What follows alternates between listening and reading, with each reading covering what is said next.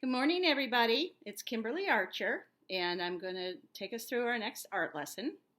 I'm dressed up today like Rosie the Riveter, who was a very famous character who came out of World War II, and it's an iconic representation about the women who had to go to work while the men were at war, and they were represented by an image called Rosie the Riveter, and they had to learn new skills. Because very much like World War II, our pandemic that we're in right now, everyone is affected. So this is a global event just like World War II. So the theme of today's lesson is We Can Do It. And what I have for you is what we call a vision board that might help you thinking about ways to move forward. Like, could this be a golden opportunity? Could it be an adventure? What's the next step? This is a vision board that I made last year, actually, about this time, not knowing that we would be facing this catastrophic event that's affecting so many people. So I'm just going to show you how to do this collage. The art form itself is called collage, and it's really fun to do, but I'm going to take you through a little lesson about how to do that first. So one of the things you can think about is, for a vision board, are your thoughts and your feelings in your hearts and your minds. So look inside yourself. Like a vision board is going to be a snapshot of you. And you want to think about what's your personal style. What are your talents? What are your skills? And what are your goals? And goals, if you're not sure what I mean by goals, you could think about what your dreams are. Because everybody's got dreams. And everybody actually has goals too. You might not just know about it. So what would you like to learn during this time? I mean, we're all kind of learning something new anyway. So why not make it a productive, creative time when you can? And be the best you can be. We're all in this together. I know you've heard that, and we will come out on the other side.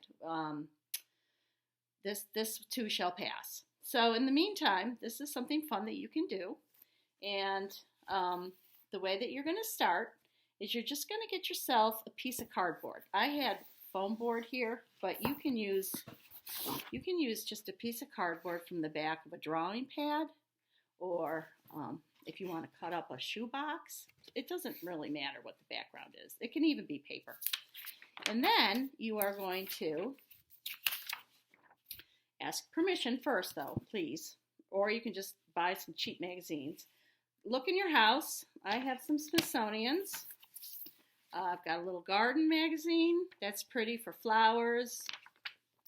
I went out and bought a Star magazine with pictures of people on it. And then another magazine I just had in the house was one of my professional magazines. So all of these you can use. You can also use other things that I used. I'm using postcards. And these are just postcards that I've collected along the way. So you can cut and collage these. And you can use birthday cards. So these are just a couple of images that I cut from some birthday cards that people sent me. This is one of my cards about Petey Goes to the Zoo. So now, your next step is you're going to take your time and really look through the magazines. You can't just like flip through them and say, oh, I don't see anything.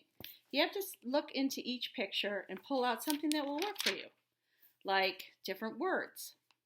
I went through my magazine yesterday and I pulled out a lot of different words that I'm going to glue onto my collage, like feeling centered and stronger. Words like promise. Really look for positive words, like you are the star of your story. A loved one or friend. Is that who you are as well? So when you have those things cut out, then you can just start collaging them. Now, collage is a really wonderful art form because you can use anything. You can use wood, you can use paper, you can use tissue paper, you can use cloth, you can use seashells. Collage is a montage of different materials, and it's fun to put together. So I'm going to start. The way I started was I have a calendar, and old calendars work well too, and you could use the old calendar. Like this is kind of fun for me because this is Archer's Park, and my name is Archer, so I always love that one. But you can cut out your calendar for a background, and then you can glue that down, and then you can start working into that. So if I was going to continue working on this one, I'm looking at some spaces that I could fill up. I've got my green and tan. These are colors that I love. Background. So maybe I'll go ahead and put a little kitten in there because, you know, I love my kitties too. And we can just fit her anywhere right on there. I might even cover up part of this. And they don't have to be straight up and down. They can, you know, be any angle. You can also cut them. So if I wanted that eye to continue to show, I could cut that away. So I have a little puppy dog that was from a birthday card. So I'm going to find a little spot for my little puppy dog. I think I'll put him right up here. And there's my little doggy. And then other words. I got my words here, so maybe I'll put this word. This is the word promise. Live the adventure. Take the next step. So I'll put that right underneath. That's my promise to myself. And then, who's the star of your story? So I'm Kimberly, so I'm going to put this word star underneath my name.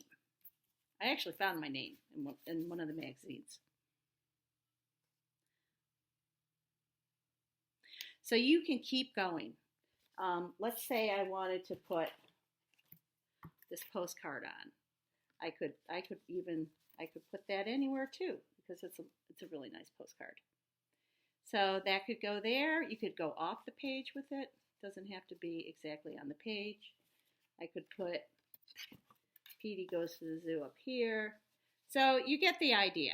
So you're just going to look for images and words that represent you, or ideas or goals that maybe you can learn to do during this time, like learn to play a musical instrument, or maybe, I don't know about this one, but maybe you can learn to speak a second language. A lot of you already do.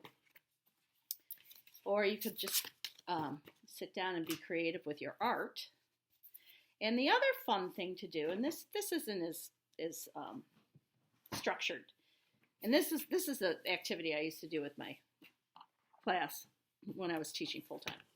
This is just a fun collage. So I went back in and I looked at, I pulled out a bunch of faces, arms, legs, eyeballs, noses, mouths, hairlines, and I cut them all up and I glued them together like a Picasso funny face. So this is a fun one too. This can be ridiculous. You can do animals.